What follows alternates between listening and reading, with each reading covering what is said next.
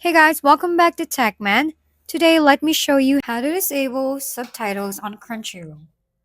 I opened Crunchyroll the other day and wanted to watch an episode without subtitles getting in the way.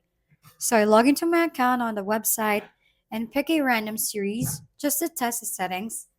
Then, while the video was playing, I click into the player settings where all the playback controls are stored and found the subtitles option. And instead of leaving it on default, I switched it to none, which immediately removed the captions from the screen.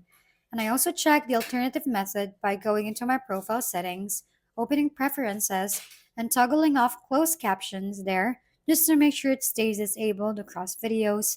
And once I was done, the episodes played completely clean without any text overlays, which honestly makes the viewing experience feel a lot more immersive, especially if you're just trying to focus on the visuals and audio without distractions.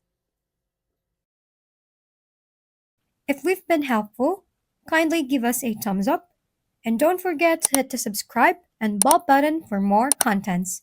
For any questions and suggestions, comment down below.